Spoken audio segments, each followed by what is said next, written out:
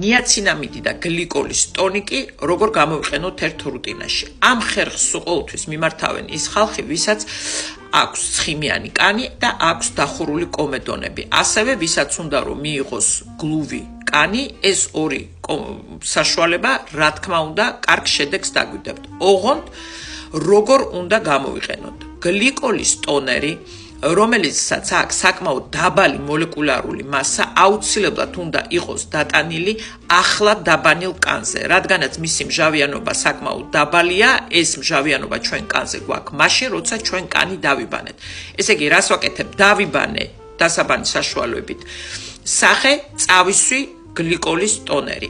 ის იმუშავებს აქერცვლაზე, კანის დათხელებაზე, რომ კომედონები ნაკლებად დარჩეს თქვენ სახეზე და ამოვიდეს ზედაპირზე. ეხლა რაც ეხება ნიაცინამიდს. ნიაცინამიდი და გლიკოლი ერთ რუტინაში არის აბსოლუტურად გამორიცხული. კი, არის პროდუქტები, რომლებშიც ორივე ხვდება, ორივე საშუალება, მაგრამ სამწუხაროდ კარგად არ მუშაობენ.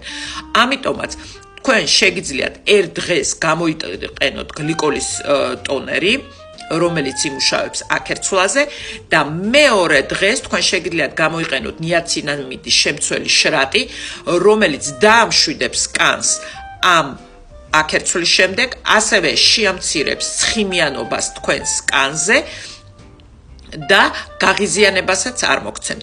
აი ესეთი სქემით ერთ დღეს დაბანის შემდეგ ეგრევე გლიკოლის ტონერი, მეორე დღეს დაბანის შემდეგ წავისვა დამამშვიდებელი ტონერი, რომ აღვადგინოთ ჩვენი კანის მჟავიანობა და მხოლოდ ამის შემდეგ დავიტანოთ ნიაცინამიდის შრატი. ამ შემთხვევაში თქვენ მიიღებთ საუკეთესო შედეგს ამ ორი პროდუქტის მუშაობის შედეგად. აბა ჩემო კარგებო, წარმატებულ არჩევანს გისურვებთ.